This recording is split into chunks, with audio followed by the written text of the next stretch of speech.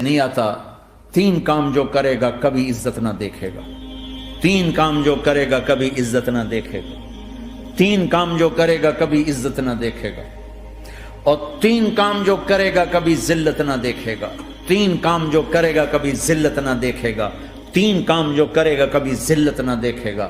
جو جھوٹ بولتا ہے، جو ظلم کرتا ہے، جو دھوکہ دیتا ہے، جو جھوٹ بولتی ہے، جو ظلم کرتی ہے، جو دھوکہ دیتی ہے، عزت کے خواب دیکھنے چھوڑ دے، ذلت مقدر ہے اس جہان میں اس جہان۔ قوم ہو، فرد ہو، عورت ہو، مرد ہو، ظلم ہے، جھوٹ ہے، دھوکہ ہے، رب ذوالجلال کی قسم ذلت کے سوا کچھ نہ ملے گا۔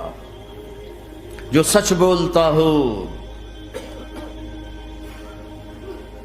جو عدل کرتا ہو، جو دیانتدار ہو، اس کے لیے عزت مقدر ہو گئی، ہو گئی، ہو گئی۔ سچ ایک فرد میں ہے، عدل ایک فرد میں ہے، دیانت ایک فرد میں ہے یا ایک قوم میں ہے، انہیں عزت دینا یقینی ہو گیا۔ میرا اللہ انہیں دے کے رہے گا، چاہے وہ اللہ کو مانتے ہیں چاہے اللہ کا انکار کرتے ہیں۔ آگے آخرت کا مسئلہ الگ ہے۔ یہاں قوم، فرد، قبیلہ، کوئی مذہب، پتھر کا پجاری، آگ کا پجاری سچ بولتا ہے، ظلم نہیں کرتا، دیانتدار ہے، اللہ کی قسم اللہ اسے عزت کی زندگی دے گا۔ رات کا تہجد گزار، دن کا روزے دار، کہیں ظلم کرتا ہے، کہیں جھوٹ بولتا ہے، کہیں دھوکہ دیتا ہے، ذلت اس کے ماتھے پہ لکھ دی جائے گی، اور موت کے بعد کی ذلت بھی ساتھ اٹھے گی۔ تو اللہ کو راضی کرو، کیسے؟ کبیرہ گناہوں سے بچ کر، اس کے سامنے سر جھکا کر۔ دوسرا کام، اللہ کے بندوں کے ساتھ معاملہ کرو۔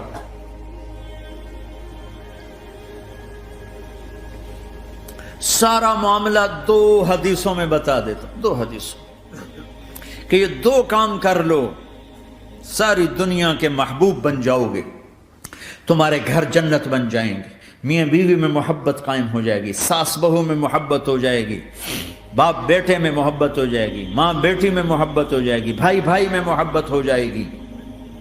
2 کام کر، ان 2 میں سب کچھ چھپا ہوا ہے۔ میرے نبی نے فرمایا، معاذ الا انبئک بملاک ھذا کلہ، پوری حدیث۔ معاذ بن جبل نے کہا، یا رسول اللہ، کچھ جنت کے جانے کا راستہ تو بتائیں، جنت میں جانے کا راستہ تو بتائیں۔ انبئنی بعمل یدخلنی الجنہ، صاحب نے کہا، سألت عن امر عظیم، بہت بڑی باتوں نے پوچھی ہے۔ تقیم الصلاة المکتوبہ، تؤدی الصلاة المفروضہ، وتصوم رمضان، وتحج البیت۔ معاذ، نماز پڑھنا، روزہ رکھنا، زکوٰۃ دینا اور حج کرنا۔ پھر آپ نے فرمایا، ان شئت انبأتک بابواب الجنت، اب اگر تو چاہے تو کچھ اور بتاؤں، جنت کے دروازے بتاؤں؟ کہ جی بتائیں۔ کہ الصوم جنہ، روزہ جہنم اور تیرے درمیان بیچ میں رکاوٹ بن جائے گا۔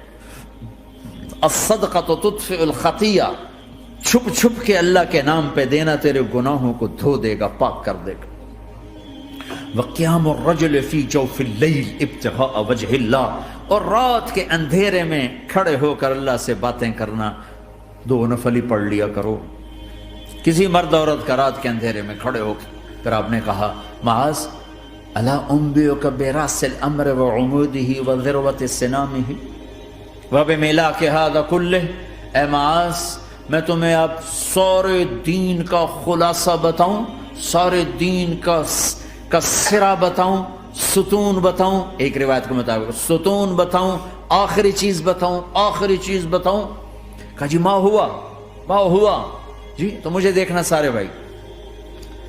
تو آپ نے اپنی زبان نکالی اور اسے یوں پکڑا،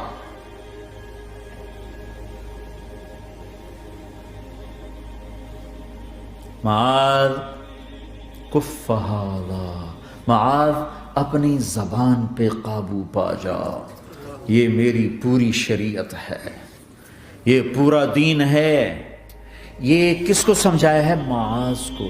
کیسے سمجھایا؟ جیسے چھوٹے بچے کو سمجھاتے ہیں، ایکشن کر کے۔ صرف اتنا بھی تو کافی تھا، بھائی زبان کی احتیاط کیا کرو، ایسے سمجھایا جیسے چھوٹا بچہ۔ کیوں کہ مشکل ترین کام ہے۔ 22 ویلر ٹرالے کو بریک لگانا آسان ہے، یہ 2 انچ کی زبان کو بریک لگاتے ہوئے سارے بریک فیل ہو جاتے ہیں۔ اور جتنا آج گھروں میں فساد ہے اس کے پیچھے یہ زبان ہے۔ اور یہ کون ہے جس کو معصوم بچے کی طرح سمجھایا ہے؟ معاذ بن جبل۔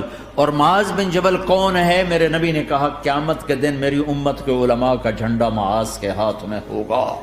اور یہ کون ہے؟ میں پچھلے مئی میں گیا ہوں، یہ مئی جو گزرا ہے، اردن ہمارا اجتماع تھا تبلیغ کا، میں وہاں گیا، عمان میں آگے اربد گئے، اربد سے 18 کلومیٹر 20 کلومیٹر آگے حضرت معاذ کا مقبرہ ہے، باپ بیٹا دونوں وہاں دفن ہیں۔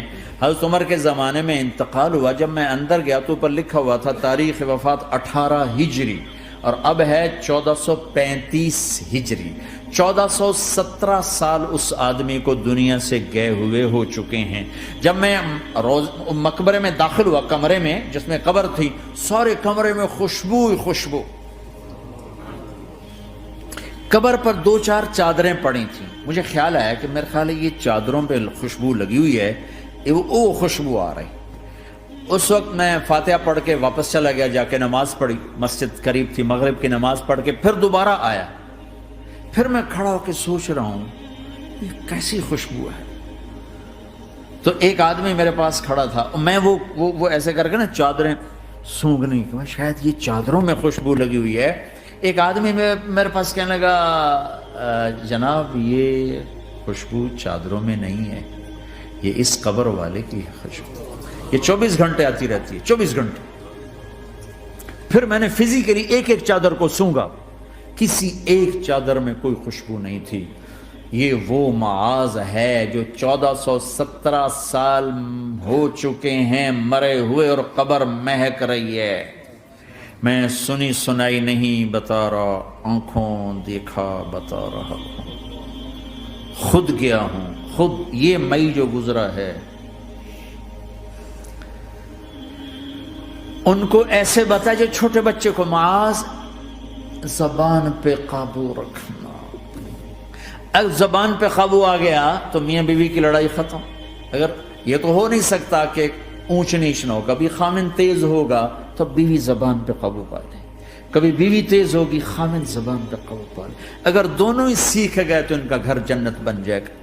کبھی ساس اکھڑے گی تو بہو چپ کر جائے، کبھی بہو اکھڑے گی تو ساس چپ کر جائے، کبھی باپ اکھڑے گا تو بیٹا چپ کر جائے، کبھی بیٹا اکھڑے گا تو باپ چپ کر جائے، دعویٰ نہ کرے کہ میں باپ ہوں میرے آگے بولتا ہے۔